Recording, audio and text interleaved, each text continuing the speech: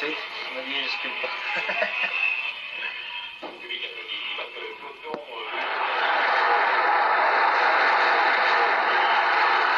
Peu avant 17h, une clameur s'élève des gradins du stade de la Cipale à Vincennes.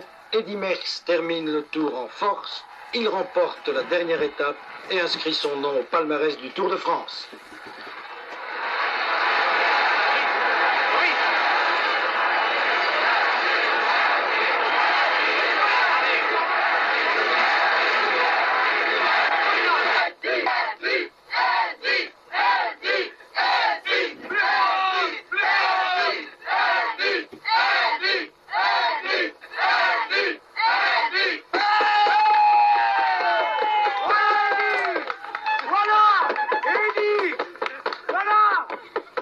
Des dizaines de milliers de supporters belges ont assisté à la victoire d'Eddy Merckx à Paris. Ils étaient venus en autocar, en auto ou avec 3 trains spéciaux. Dans un de ces trains, la maman d'Eddy qui allait savourer le triomphe de son fils.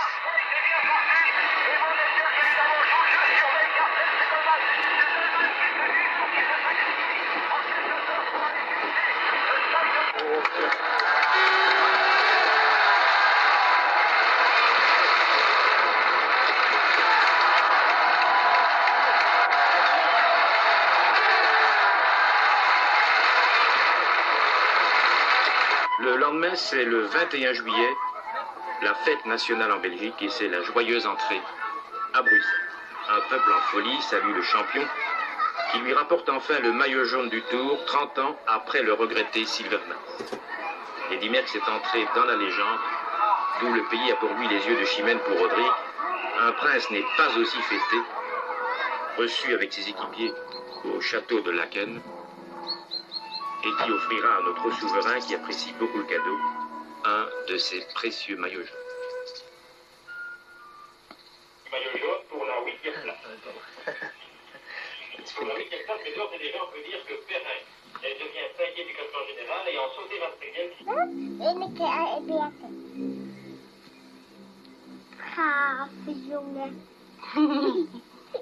Dada Sabrina. Dada Sabrina. Au revoir Sabrina.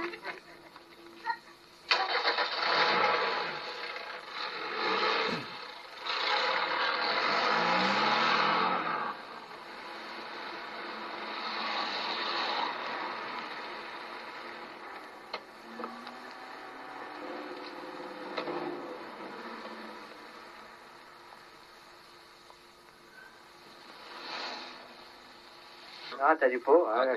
Je veux dire, pour faire les calculs, moi je fais vachement gaffe. Hein. Il est là, notre ex-vainqueur du Tour? On est tout seul dans le studio, il y a 42 personnes aujourd'hui. Chouette alors. Vraiment très sympa. Quoi. Ils sont venus pour toi? Non, ah bon, non, c'est pour Jean-Charles. Bonjour Eddy, tu vas bien? Bonsoir. Dis donc, il a fait un beau truc, c'est vrai, hein? Ouais. C'est formidable, il prend que 1 seconde d'Agostinho. Ouais. Et... J'entends plus rien, hein? Allô? Oui, allô? Ouais. Voilà. Ça va, t'es en forme? Ouais, bah, ça va, hein? Pas trop fatigué? Non, ça va. Ça a été une bonne journée aujourd'hui, Godefroy et puis Agostinho, ça fait 2 beaux vainqueurs. Ah, oui, bien sûr. Oui.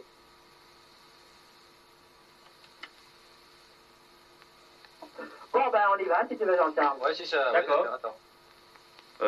Ayant le maillot jaune sur les épaules, bien sûr, aucun n'a plus rien à prouver parce qu'il a le tour en main, mais je crois que pourtant le maillot jaune, il aurait quand même dû. On m'a dit qu'il n'a pas reconnu le parcours, alors je crois que c'est une erreur pour un coureur de ne pas reconnaître un parcours de contre-la-montre avant une course contre-la-montre. Et je crois que lorsqu'on a le maillot jaune, qu'on a dominé le tour comme il a dominé, on était obligé de se donner à fond dans le contre-la-montre aussi.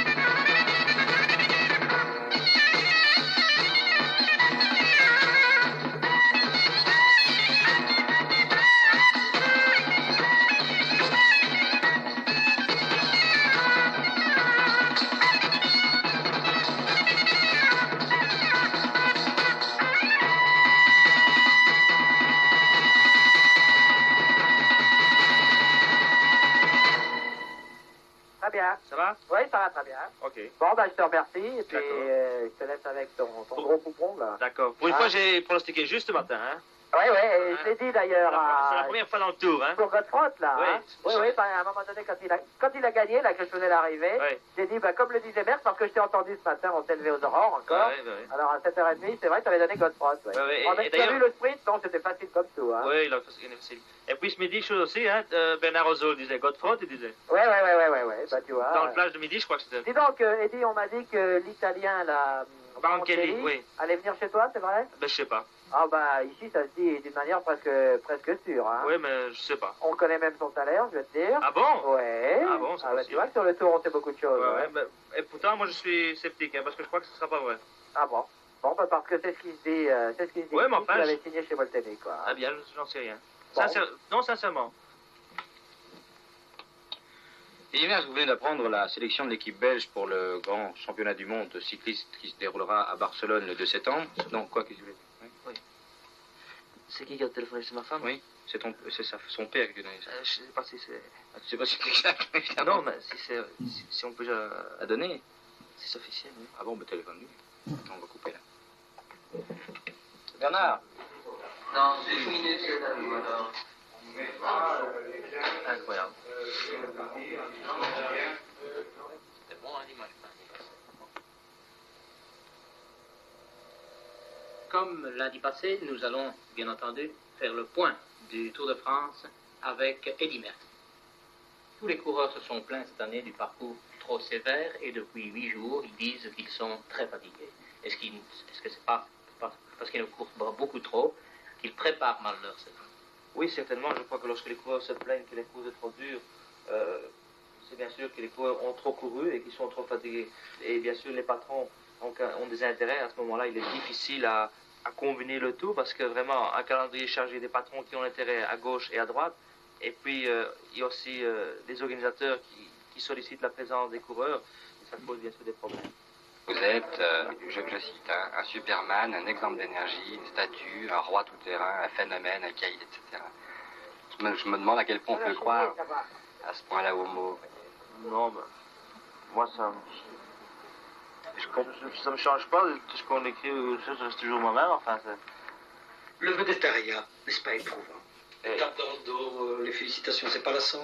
Oui, lassant non, car on ne peut pas s'en lasser, car s'il n'y avait pas, on ne serait pas le vainqueur ou bien l'homme qu'on veut approcher, enfin, alors je crois qu'il faut pouvoir admettre ça également. On a écrit un tas de choses qui ne reflètent pas toujours la vérité.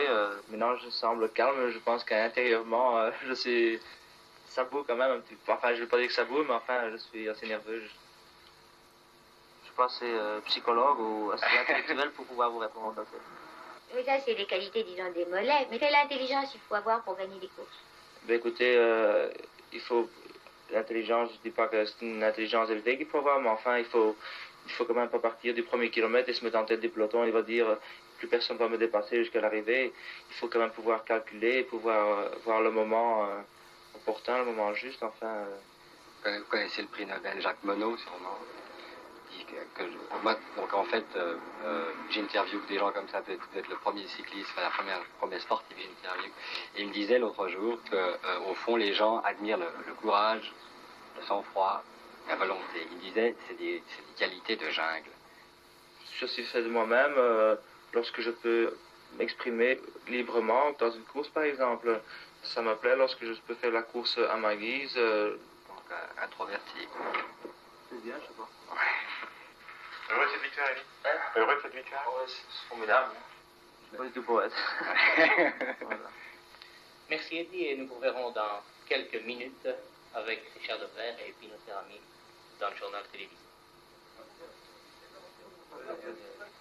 C'est pour ça que je dis qu'il vaut mieux être devant. Ah oui? Ah oui.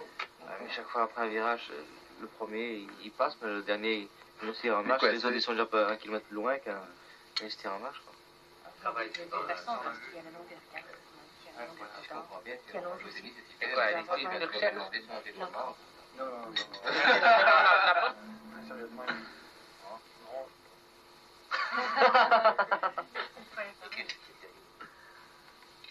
Et on dit qu'il ne sourit jamais. Et ça, c'est son caractère, ne pas extérioriser. Parce que dans le fond, il dit c'est être très gai. Mais c'est pas possible quand on a fait 280 km à vélo de se mettre à rigoler.